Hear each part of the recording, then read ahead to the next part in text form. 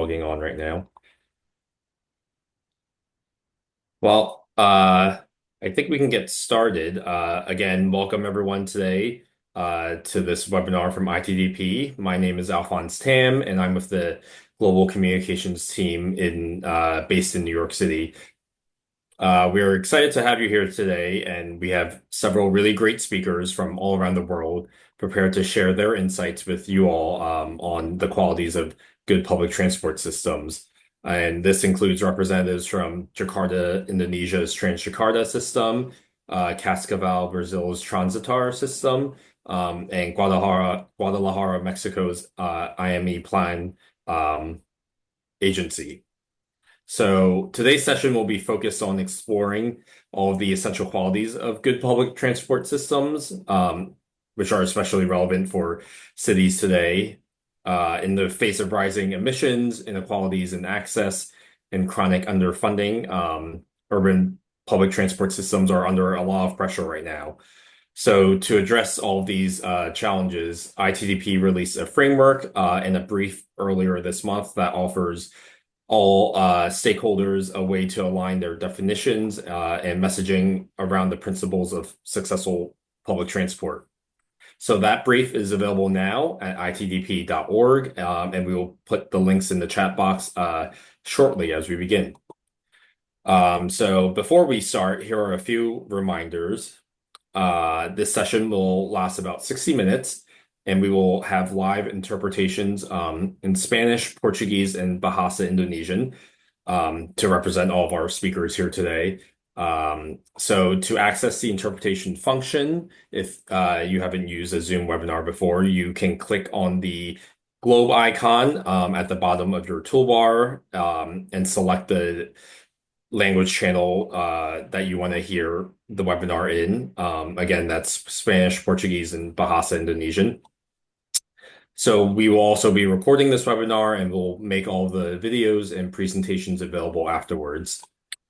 Following our presentations from each of the speakers, we'll also have a short question and answer session and discussion. So if you would like to pose any questions, please use the Q&A function, which is also in your toolbar. It has a question mark. That will make it easier for us to monitor any audience questions versus using the chat box. So with that, I will turn over to Beatriz Rodriguez, our Public Transport and Electrification Manager, who will be providing more context on the public transport principles. Hi everyone. Good morning, good afternoon, and good evening. Hope you are all well and safe. Today we are here to officially launch this publication, the Public Transport Principles, or as we call it internally, PT Principles. As Alphonse mentioned, this framework that we have developed is meant to really clarify what it means when we say good public transport, high quality public transport, and to offer some practical guidance and examples to governments, practitioners, operators, and even partners. The publication is now available in English, but also in Bahasa Indonesian, Portuguese, Spanish, and Chinese. And we are very excited to start this conversation with you today. So before we move to the great presenters that we have, I'm going to explain a little bit further why we have done this publication and why is it relevant, and explain further about the main principles that we in ITDP consider as relevant for public transport. As you all know, public transport is more than just a vehicle that moves people from one place to another. Is actually a space where life happens. It connects people to jobs, education, healthcare systems, leisure opportunities. And because so many people use it and depend on it daily, its design and its operation affects their quality of life. It shapes how they're access to any of those opportunities, how they're exposed to air quality and air pollution, impacts their travel time and their time available to spend with their families and relevant people in their lives, and even impacts their own safety.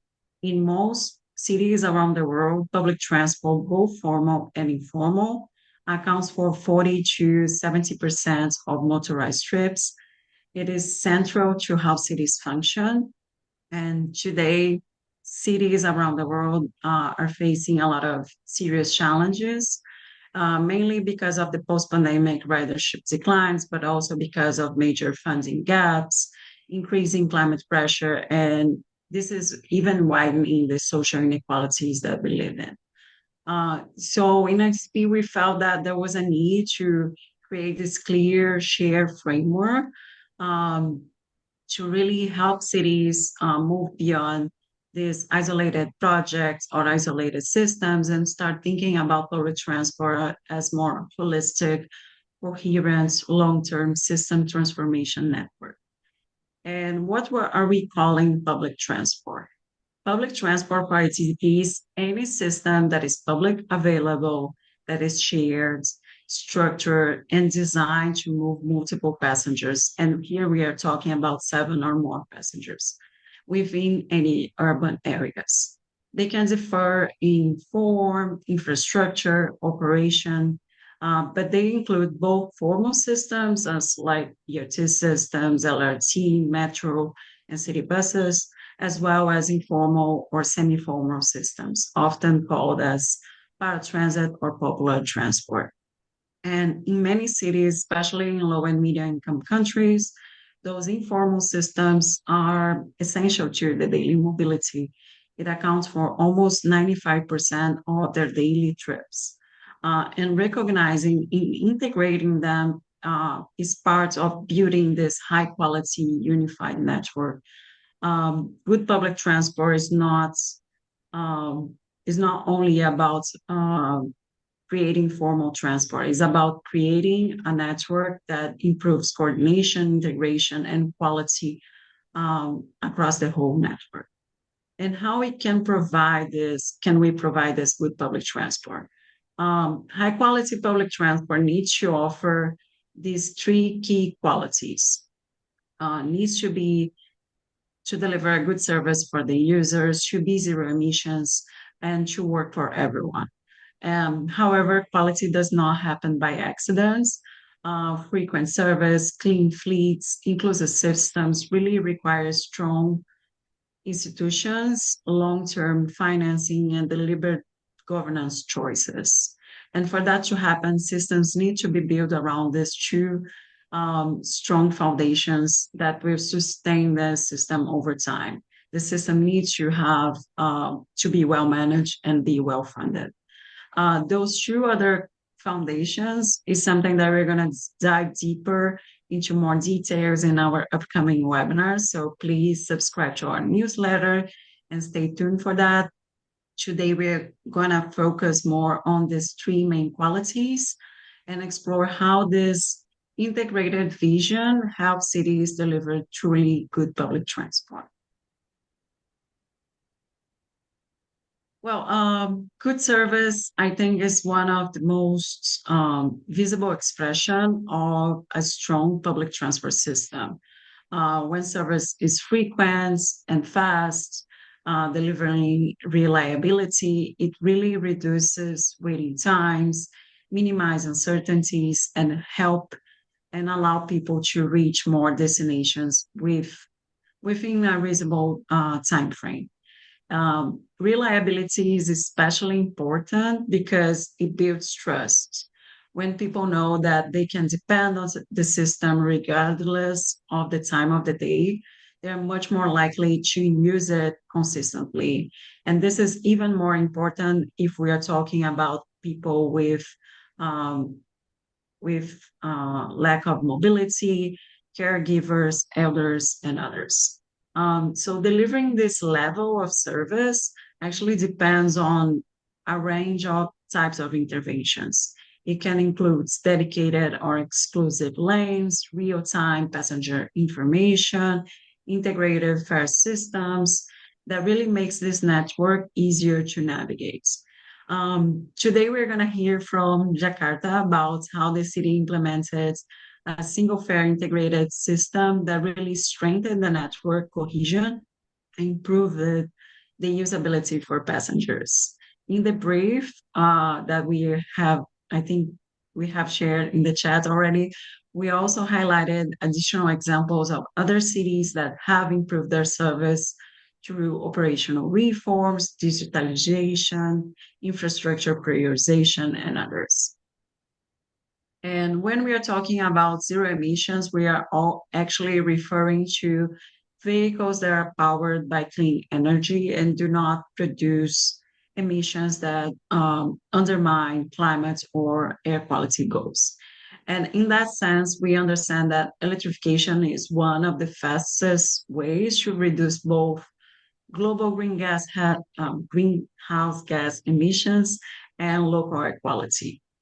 Electric vehicles really help tackle climate and air quality challenges, but their benefits go beyond than that. They also improve the experiences for the users by offering quieter and more comfortable trips. For cities and operators, electric fleets can also reduce maintenance costs and improve operational efficiency when they are supported by proper planning and good charging strategies. From a system perspective, electrification also encourages more integrated planning between transport and energy systems, strengthening resilience and really reducing long-term dependency on fossil fuels. And in this sense, electrification is not just about replacing vehicles. It's an opportunity to really modernize public transport operations, rethink business models, improve service quality, and reduce long-term operation costs. And in order for that to happen, zero-emission fleets require coordination among multiple stakeholders and institutions, requires this holistic approach that goes beyond simply vehicle technology. And today we're going to hear from Cascavel about how the city have paired the electrification of its bus fleet with their own municipality-owned solar power plant, showing this connection among energy, clean energy, and public transport, how this can work together and really support a more holistic transition. And a system does not work for just some people. The system needs to work for everyone. When a system works for only some, it creates barriers, push people towards using their own private vehicles or leaving them without even any option of viable mobility. A truly public system must work for everyone, and that means removing physical barriers, but also social and economic barriers. It involves universal access design, but also affordable fare structures, safe, well-lit infrastructure, and service patterns that really reflects the needs of caregivers, elders, and people with disabilities. And it also means ensuring representation, making sure that the workforce and the decision-making process really reflects the community that the system serves.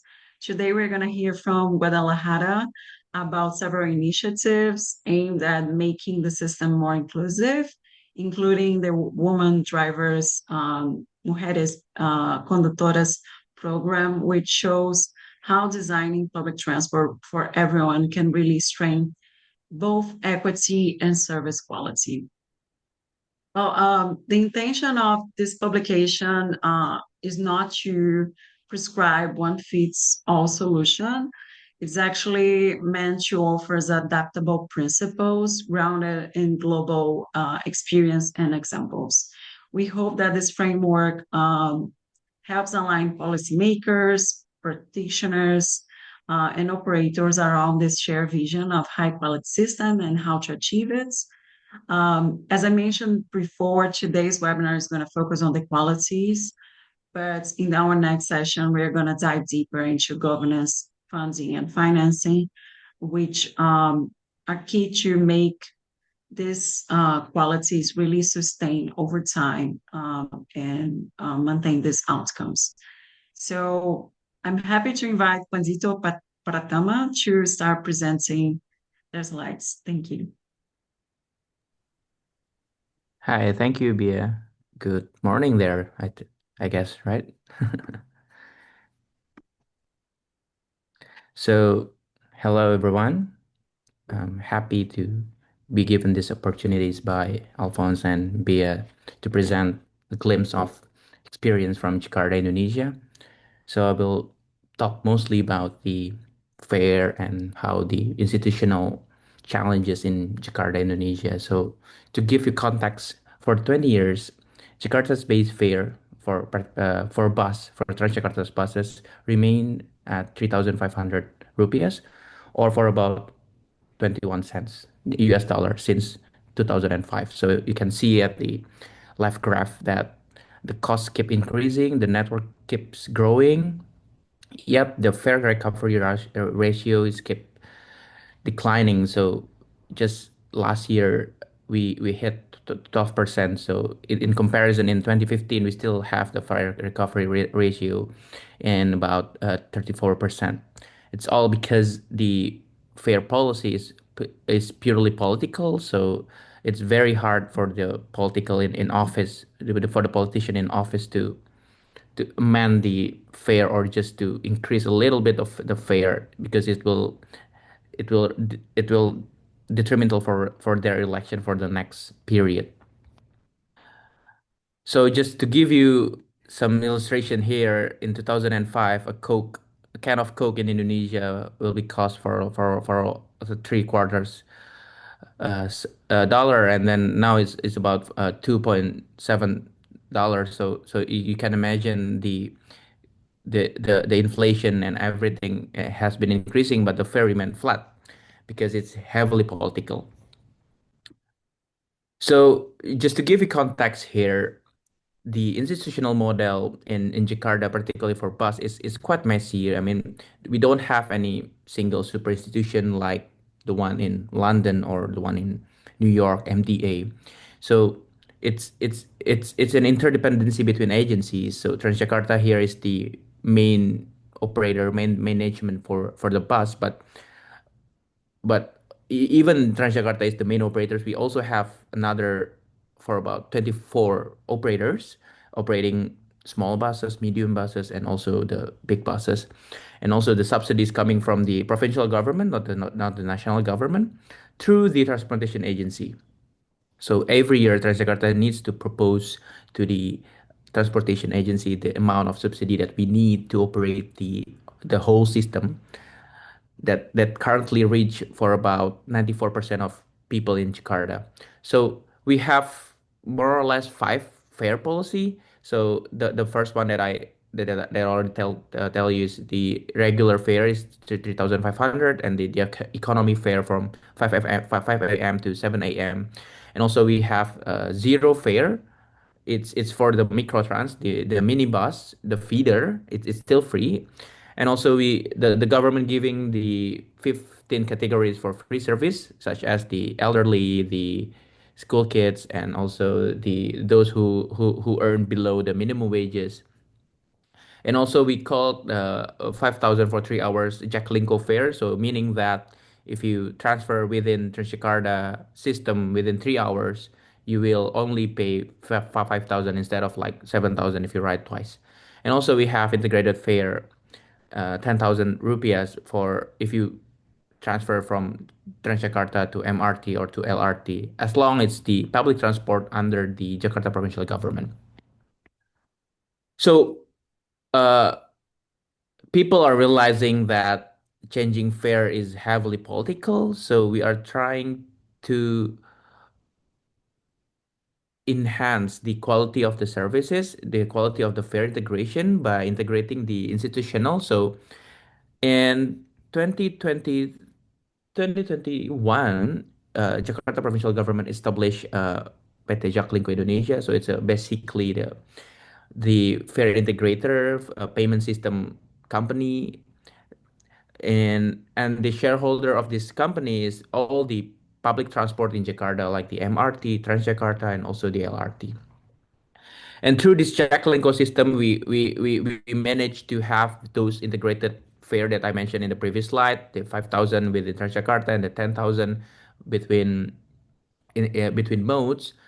And surprisingly, people are enjoying it despite of some of the challenges. But people are enjoying it because now they can just transfer within the public transport in Jakarta freely because they don't need to pay more for every ride they take. And we use the unified payment system. You can use the card to write everything in Jakarta. So we still use the bank card. The card were issued by the local bank. However, you can still use that card to ride every public transport in Jakarta. So if you ever come to Jakarta, you can just buy those cards and you can just ride every type of public transport there. And the impact is quite significant, although I cannot attribute it to the fair system alone. But if you can see, if since 2022, after COVID, Transjakarta's passengers has been doubled or even almost tripled because of this integration, because of this uh, payment integration, physical integration, and the schedule integration. And for the information, the network is not growing that significant. I mean, the network has been for around 88 to 90% for 5 years, but the passengers keeps growing.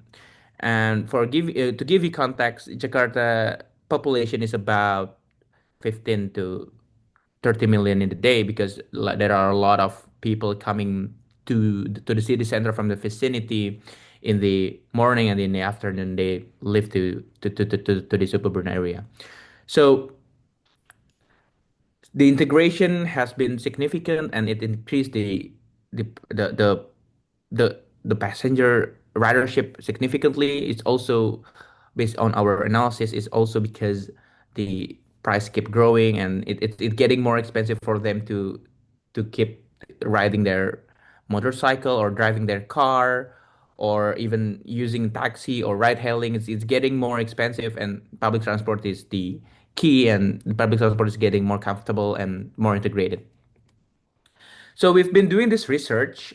So if any of you here are a public policy maker and are trying to decide whether or not to give a subsidy to your system or to give a funding to your system, we've done a research with the local university, one of the top university in Indonesia, that every 1 trillion of subsidy is going to generate three times bigger economic multiplier effect, and the savings for the population can reach for about 174,000 rupiah per month, or is about the expenditure of fruit for a family in a month. So it's a very huge amount for them by giving the subsidy to the public transport and keeping the fare low. Although I still have a debate regarding the fare amount and or the fare policy, but still, if you give the subsidy to the public transport, it will generate multiplier effect and also to the economy because people have more to to to to to spend for their family, for to buy fruit, to buy rice, to use it to anything, because they can save their income, disposable income, monthly, because they can use the public transport to go anywhere in Jakarta. And the time travel, the travel time savings is also significant. It's almost reaching 1.8 million hours per year. And also if you convert it to the monetary benefit, is for about 100 and 100 billion per year. So it's a huge investment for the government as well, for the company. I think I'm gonna end my presentation here, and happy to hear the story from other cities. Over to you, Bia and Alphonse.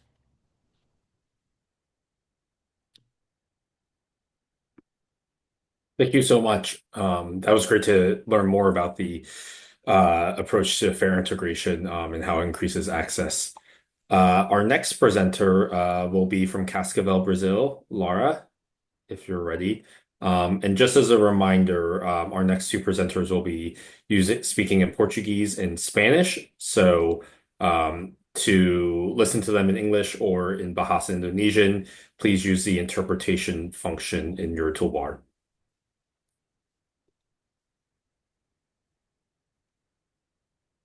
Great. Over to you, Lara. Olá, bom dia. Hello, good morning. Estou na sala. Tá Can bom. you hear me? Então, Okay. meu nome é Laura Rossi Leite e hoje eu represento My name is Laura Leite, and I'm here representing our municipal que administra o transporte coletivo aqui em Cascavel. collective or public transportation company in the city of Cascavel. Cascavel is a city in the western part of the state of Paraná, with a population of about 370,000 people. And we realized it was about time for us to invest in urban mobility by introducing an electric fleet. We have our old bus fleet, a regular IC buses with 134 buses, and we added 15 electric buses to the fleet. So in total, we have 149 vehicles that transport about 17 million passengers per year. We have 61 lines, 61 services, with 27 kilometers of dedicated lanes, and we cover this area, which is about, our urban perimeter is about 107 square kilometers. So last year, we drove or rode about 8.7 million kilometers for our municipal urban transport. So we have an integration system, but that covers only the municipal area, the urban area. So we have these 5 integration terminals, and our fare today is 4.65 Brazilian reals, which is about 80 cents of a dollar. So this is a breakdown of our users' profiles. So we have about 8% of students, and students only pay half fare. That's a local subsidy that we provide to students. But we also have a shared population that can use the public transport for free, and that includes people with disabilities and senior citizens, etc. And we also have that system that it's a 2-hour fare, so they can change between modes and means of transportation for up to 2 hours without paying extra. Starting in 2020, we started studying the possibility of procuring an electrical fleet.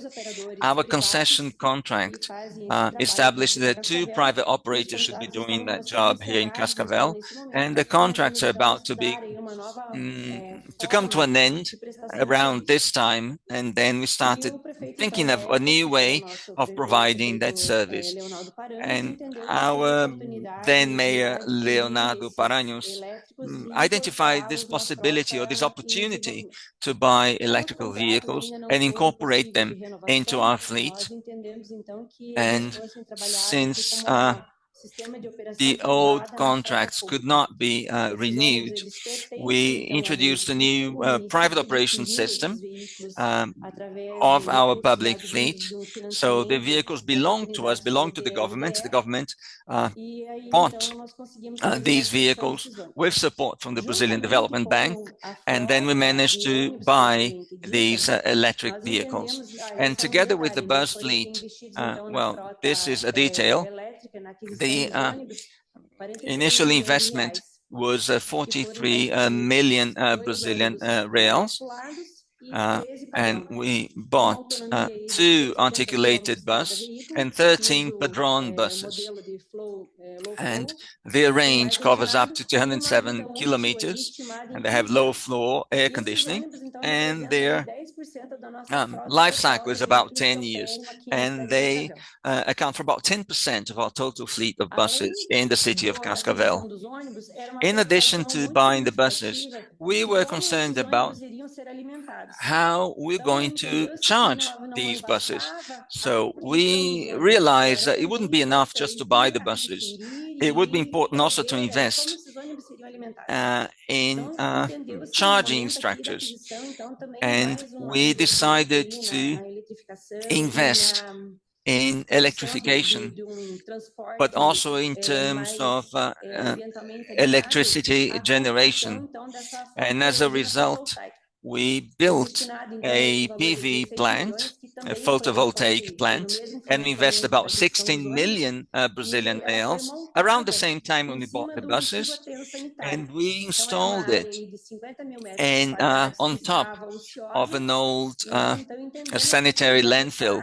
So it was an area, a large area that was there sitting idle, about 50,000 square meters, and these solar panels, they generate on average enough energy to charge our buses, but also to provide electricity to many schools here in our municipality, but also many healthcare units in our city. So in addition to providing clean energy to our public transportation system, this PV system can also provide energy and reduce the cost of energy for our schools and for our hospitals, and also for our offices. But we realized it wouldn't be enough also to have an energy source. We also had to invest in charging infrastructure, and therefore we created an integrated structure linked to the solar power plant, and we got the funds around the same time from the regional development bank, and we created these charging stations which enabled these buses to recharge 12 at a time, and each charger can provide, we have one charger that provides 360 kilowatts and another 6 that can provide 180 kilowatts. And we also have a specific terminal to recharge electric buses, but we also have another 2 points for opportunity charging, and we can give a boost to the batteries in a few minutes, and a full charge can run for about 3 hours. So the full charge takes place during the night when the vehicles stop for maintenance, for cleaning, etc. And then the next day they can run for about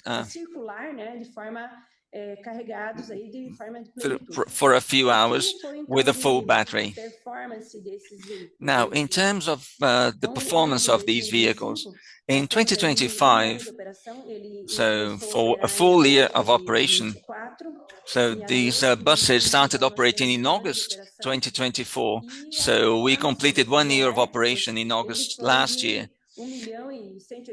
And these buses ran for over 1 million kilometers, which accounts for about 13% of our full operations in 2025. So a monthly average of over 6,000 kilometers per vehicle, and a total energy consumption of over 1,400,000 kilowatts. And the average range is 0.81 kilometers per kilowatts, and the average cost per kilometer is 1.36 Brazilian reals. So it was, we had this expectation of this type of savings, and it indeed happened. And we feel therefore that the investment was good value for money. even if we consider the interest rates that we're paying. Now, this is more details about the performance for each different models that we're using. The articulated buses can transport up to 131 people, and last year they ran for about 122,000 kilometers with an average, a monthly average of over 5,000 kilometers per vehicle. And the average cost per kilometer for these vehicles is 1.83 Brazilian reals. So we feel that it paid off and generated also other benefits in terms of comfort, silence, and the fact that they're clean. Now, this is the other model that we bought, which is the Padron bus, the Padron model, and it can transport up to 76 people. And in 2025, these buses ran for nearly 1 million kilometers, 995 kilometers, with a monthly average of over 6,000 kilometers per vehicle. And the cost was a little lower, 1.30 Brazilian reals per kilometer, which is significantly less than the ICE buses that we still have in our fleet. So it is somehow a small municipality. We are far from the capital and our fleet is not that large, but the fact that we have 10% of electric vehicles in our fleet, it provides evidence that this investment was the right one, and it encourages us to invest more in this type of vehicle. So this is more information, and actually it's a compared performance of these electric vehicles comparing to combustion engines.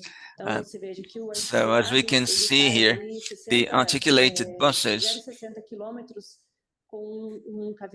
it can run for 600 meters with 1 kilowatt, and therefore it can run for longer than a combustion vehicle. And in terms of cost, the cost difference is significant comparing, with a traditional ICE vehicle. The cost is 2.47 Brazilian reals per kilometer. And if we compare that with the electric vehicles, there is a 45% savings in Brazilian reals comparing the cost of energy with the cost of petrol or the fuels that a combustion vehicle would use. So last year we saved over 1 million Brazilian reals with refueling or recharging our vehicles, and we avoided the emission of 2,000 tons of gases into the atmosphere. So we believe that this is a model that has to be observed and expanded because it generates a number of different benefits. It is a technology that's still not accessible comparing to an ICE vehicle. So the initial costs, they are higher comparing to a traditional vehicle, but in the long run, it certainly pays off. And this is the kind of thing that we need to talk more about so that people learn about it and they will recognize the value of these investments. So it's not an easy decision for a manager because there are very clear financial implications, but in the long run, certainly the investment pays off, and the results are here. And this is the kind of investment that our population deserves, not only the population for the users of the bus. Of course, users, they feel more comfortable because the vehicles are silent. They and our users say that they feel like they are floating on a spaceship. They feel a lot more comfortable than they would be in a traditional ICE vehicle. But it is, in the end, a financial decision. So we are now with an ongoing process for a new tender, for a new concession contract. But our municipal managers, they would like to expand the electrification of our fleet. But the financial burden is significant. And we haven't raised our fares for about 4 years. And it's about 88 cents of a dollar. But in addition to that, the municipality also supports the public transportation operators with some financial resources. So public funds, they cover up about 8% of the total cost. And last year it accounted or it represented about 62 million Brazilian reals. So it is a significant investment. And what we can say here, and it's important for people to realize that there is a clear advantage, but recognizing that the most difficult challenge to overcome is a financial challenge. So this is a picture of our terminal, and this is where our chargers are installed, and this is where the buses stop at night to recharge. And there's another 2 opportunity charging points along the routes. And this is where they get the full charge so that they can be ready to travel the next day. So this is all I want to present with you, and I'm available if anyone has any questions, or if you'd like to visit and learn more about our operations, please get in touch with me. Our mayor was very brave in signing that agreement and taking that loan, and we did a very thorough due diligence process to identify the best suppliers. And in addition to the political decision, identifying the financial resources was also not easy. Also because we had to learn about how to go about the tender process for the purchase of these vehicles. For those that are not familiar with the Brazilian process, our tender processes, they're very bureaucratic. And since we're talking about a new technology, at least for us, a new technology, when we started, it was a bit difficult for us to identify and to match all the requirements for all this investment, including the buses, the chargers, and the power plant. But we managed to do that with the support of our energy utilities company, and they supported us in the whole process so that we could bring the energy from the solar power plant and transfer the energy to the rechargers, and also support with the charging structures. And I hope that my presentation has or may encourage other partners to follow the same path. And I hope that everyone may realize that even though it may be difficult and challenging, it is possible. We have managed to create an electrical fleet, and this proves that it's possible to protect the environment and also protect our users and provide better services at the same time. So thank you for the invitation, Alphonse, for the invitation for speaking here at this webinar, and I hope this experience will be useful to all our listeners. Thank you. Thank you so much, Laura. That was very interesting, and it's great to hear how Cascavel is investing in bus electrification and using innovative solar energy strategies. So with that, we are moving to our last presenter, Patricia from Guadalajara and the IMI Plan Agency. Beatriz will be screen sharing her presentation. And again, she'll be presenting in Spanish, so if you would like to use the interpretation function to listen to Another language, please click on the toolbar function at the bottom. Thank you. Hola, ¿qué tal? Buenos días, buenas tardes. Hello, good morning, good afternoon, good evening to all of you.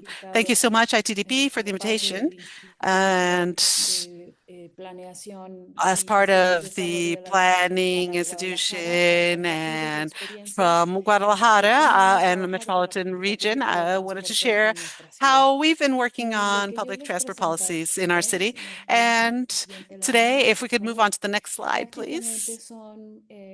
Basically, we have four main essential topics. First of all, a general context of our Guadalajara metropolitan area, so that you can understand our territory and how we organize ourselves.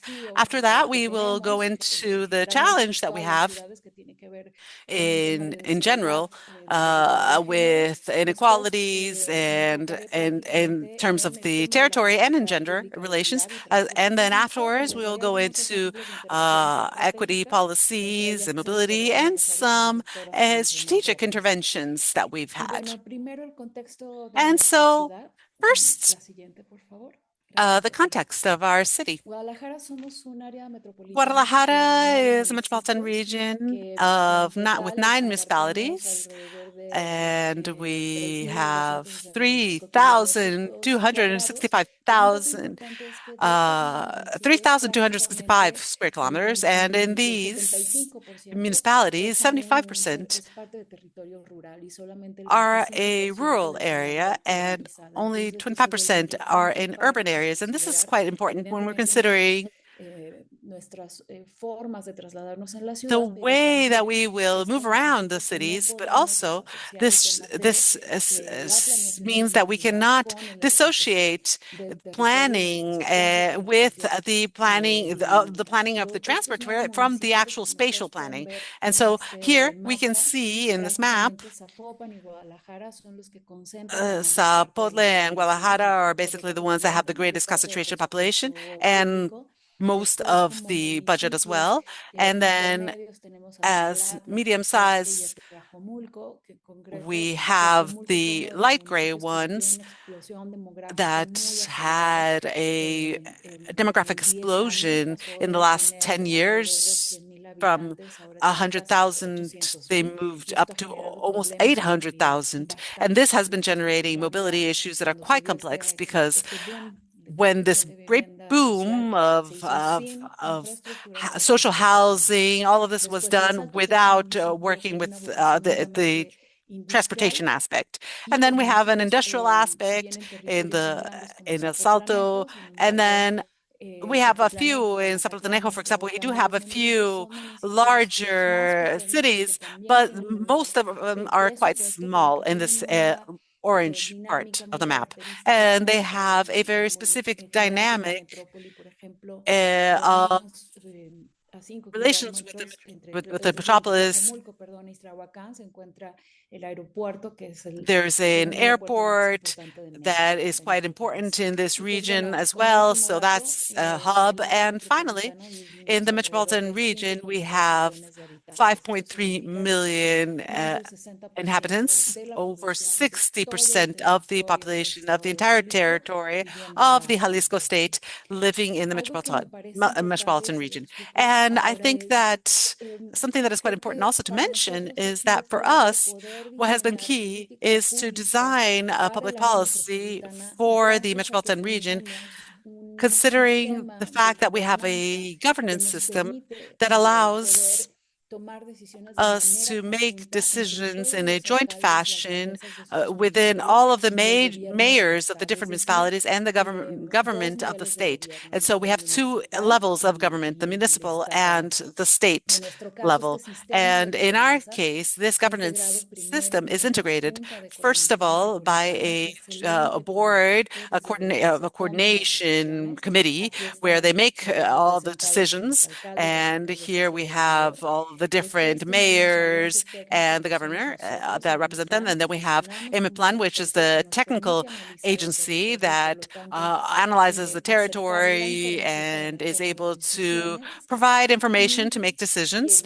And we have different from other metropolitan regions in the country, we are the only one that actually has instruments that are binding and that must be completed or must be fulfilled with. I will show you in just a moment an integral mobility plan that we all have to fulfill.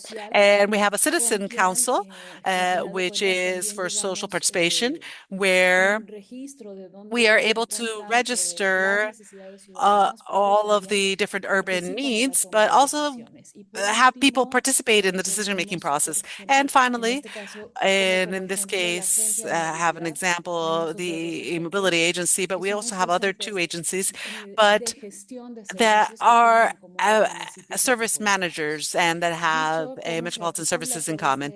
And so with this entire pool of agencies and institutions, I can give you some data of what the context is and how we move around in the metropolitan region. And I think that what is important here is also to address the gender issue in this dialogue. You can see here some data up on the screen, but basically summarizing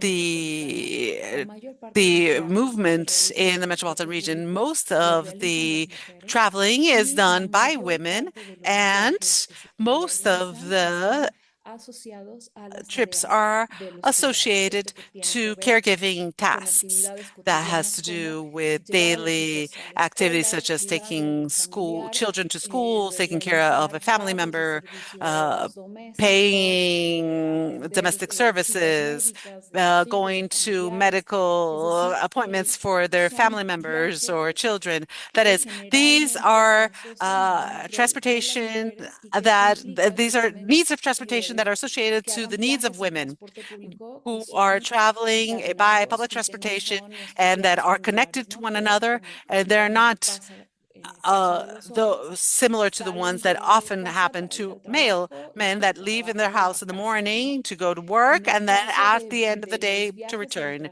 In the case of the trips in public transportation that we're talking about here, it is also important to mention that these 55% of that are made by women, these are also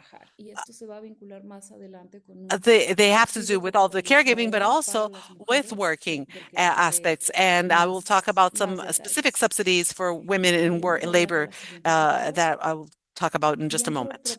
Let's move on to the next. And now going into the public policy for equity through equity policy through mobility, our idea here is that each planning instrument that we have for a city has to dialogue with the others, and that these instruments should not happen or be available in an isolated fashion. And so in our spatial organization plan, for example, we included diagnostics and actions that were integrated to our urban planning, sustainable urban planning, and then also to other instruments such as metropolitan resilience, for example. And it is very important for us that gender be a cross-cutting topic because we already know that the reality is that women are different in the use of policies. And we have here some strategies that we've already implemented as a part of this policy for our metropolitan mobility plan. This is our plan up to 2040, a plan in which we are coordinating different actions that have to do with promoting, obviously, public transportation, but also the use of bicycles for smaller trips. And something that I don't want to forget is that the metropolitan region, the main way of traveling around is by walking. 42% of people move around by walking. So third place is transportation, and this happened after the pandemic. It wasn't this. It was the case in other cities as well. It has been recovering little by little, but we still are competing with the private vehicles quite a bit, and and also a greater use of motorcycles, which is something quite common in Latin America in general. And here now I'm going to share some programs that we have for public transportation. This is a focalized subsidy, a project that we have developed with ITDP, and it came around during the period of the pandemic when we realized that women, specifically women who had difficulties in working, because that would mean that they would have to spend the money that they had for food that day for transportation to be able to get work at the risk of not getting work and just using that money for transportation, not being able to get any food with that money. And so associated to these cases and data such as the fact that most of the traveling by women has associated to caregiving activities, we ended up developing a subsidy program for women where women who are heads of households, this doesn't mean that they are single mothers, but they are the ones that are the leaders, the economic of that household. And they receive 2 daily tickets per day throughout the year. And then they can use these tickets, for example, even for their children. And it's important that this is to say that this is one of the programs for the subsidies of public transportation that is increasing the number of beneficiaries, unlike the one for the elderly, the ones that are done for the elderly. In the next slide, we can see some other strategies linked to transportation, such as the use of public bicycles. We have a bicycle system. We will be working for the next years up to 2030 to increase this system to use electric bicycles as well.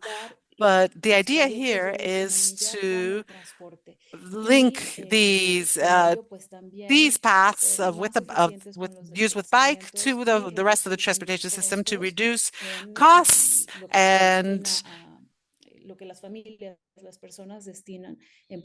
also especially in terms of what the families use with transportation every day. And with this expectation of having electric systems in the bicycles, the idea would be that people would be able to go to longer distances in a simpler manner. So the data that we have is that of every 10 trips, only in bicycle, only 3 are made by women. So we want to increase the number of trips by women.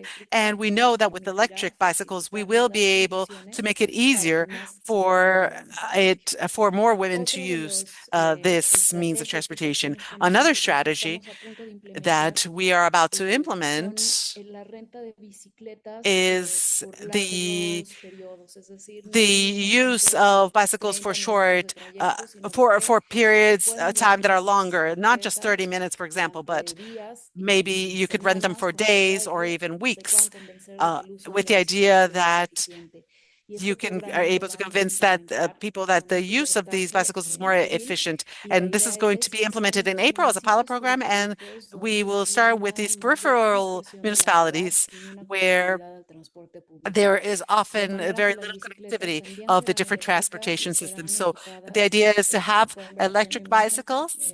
They will be equipped similar to the one that we can see here. They're going to have children's seats or have some space to add other people, because oftentimes we have to carry shopping bags or children in these types of trips. And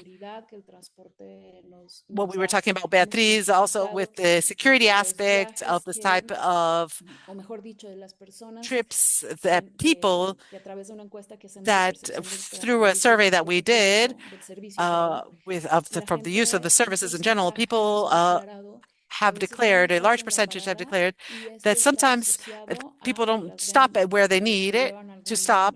And this is associated to the fact that they're taking a lot of bags, carrying a lot of bags, or they're carrying kids with them. And so oftentimes the bus doesn't stop for them. And so this is an idea to try to bring more efficiency to the system without rather adding more possibilities to have a more inclusive system. And another aspect is the Mi Macro Periférico, which is another strategic intervention that we have in the outskirts of the city, shall we say. And the idea is to talk about the surrounding area of the metropolitan regions. And so this was a way of transforming all of these surrounding areas and highlighting the fact that these oftentimes have a logic and a dynamic that is quite unique, and the way that they are connected to the central area. We had difficulties in terms of road constructions, and it was all very chaotic. And so in the attempt of reorganizing the system to implement the BRT system, they renewed and carried out an integrated project to recover the public space, to have an urban renovation in such a way that we're able to include bike lanes, trees, lighting in the public areas. And so we took advantage of the opportunity also to redesign everything with a gender perspective. And so, for example, the stations are covered in a translucent manner, which allows us to have light, and so that passengers can be viewed externally. And this was one of the main elements that we included in the redesign.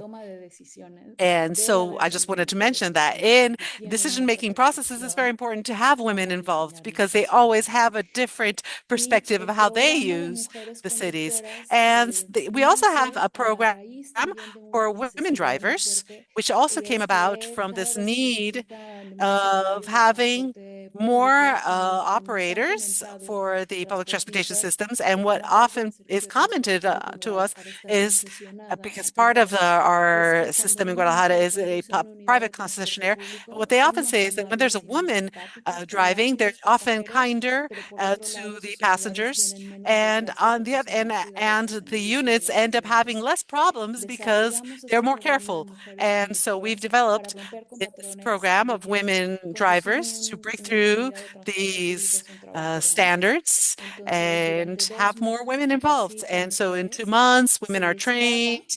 They receive payment, a minimum wage, shall we say, to be able to go to their training, so they don't have to decide whether they're going to go train or work something else, or find money somewhere else. So they're able to do that for 2 months. And what we do is to give them the necessary conditions so that by the end of the 2 months, they will be able to become bus drivers. And almost all of them already conclude with a job. And what we've had as a conclusion of this is that the transportation operators should adapt, and it is required that they do it, really, to make sure that women have adequate spaces, and they have to have places to be able to rest, to keep their private issues where they can shower, and even childcare services. So we really do require a change in culture where this work has been often associated to men, and we must adopt it to include women. And just to conclude, it seems to us that mobility isn't just about transportation. It's also an opportunity to provide an infrastructure that generates equality. So thank you so much for your attention. Thank you so much to all of our speakers. And I hope everyone can stay on for a few more minutes. We'll have a brief discussion, but just to reiterate, each of the qualities that the presenters spoke to of good service, zero emissions, and access for all that are all included in our public transport principles. With that, I'll hand over to Beatrice to pose some questions to our panelists. Thank you. Thank you, everyone, for being here. I think the presentations were really, really inspiring and have brought up a lot of questions from the people that have been here with us. I saw a lot of questions in the Q&A, but also in the chats. So I think people are looking forward to try to understand how they could replicate that through their own city. So my first question is, if you had an advice to give that for people that are here, that for cities that want to try to implement this type of initiative in their own city, what do you think they should do to begin this journey? Maybe we can start with Patricia and then go to Lara and Panzito. Sí, muchas gracias, Beatriz. El consejo que les daría es Thank you. siempre Well, my advice would be that you have to have a clear understanding of your diagnostics and the purpose that you want and what do you want to solve and why. And my specific advice is to implement pilot programs. You won't necessarily be able to begin a project in a larger dimension, but when we start with a program, with a pilot program, we're able to obtain information to be able to calibrate our projects and generate better information data that may allow us to convince decision makers to make the necessary and strategic investments. And so let's, don't fear the fact that you don't necessarily have a very large project. Just make sure you start with the pilot one.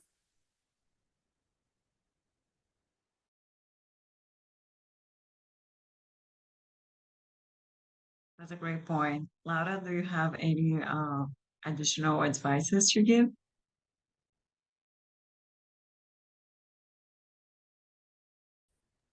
You are on mute. I think your mic is muted. Voltou? Funcionou? Is it working now? Okay, great. Faço das palavras da Patrícia as I minhas. fully agree Na with verdade, Patricia. We need indeed começar pequeno. to start small, take one step at a time, and then continue assessing and monitoring the whole time. So we started here in Cascavel with only 10% of our fleet, and although it's a small percentage, it's been very significant for us to assess our operations. And we also have to be persistent and believe in our projects, because if we give up when we face the first barrier, we'll never change. And sometimes, we'll just be keeping situations that are not very positive. And sometimes we know that there's a need to change, but we must not simply conform to overall opinions or be influenced by criticism. Of course, we need to be sure of what we're doing. We need to be supported by studies and by data, but we should not feel shy. We need to be a bit more ambitious, a bit braver, so that our projects we can transform words into actions. And the experience actually will make us stronger. And if there's any need to fine-tune the project and go back to the design stage, we shouldn't feel discouraged by that. It's not evidence of any mistake. It's about realigning our goals, realigning our projects. And here we have this mission. It hasn't been easy. It's been a challenge, but we have some very significant results that encourage us to go on and to continue. So if you are interested, if you believe that this is the right way, you should trust your feelings, trust your instincts, and trust your knowledge and your expertise. And also start small. Take one step at a time, because this will enable you to realign your project, or if you're doing everything right, then to invest a larger amount of resources. So this is my advice. If you are willing to start electrifying your public fleet, that's what I would say. Thank you, Lara. Bandito, do you have any lessons or advices to And I would give just to I would people just watching? say just start with what you can and what you have, and just learn a lot from all of these best practices, from the failure, also the successes. That's all.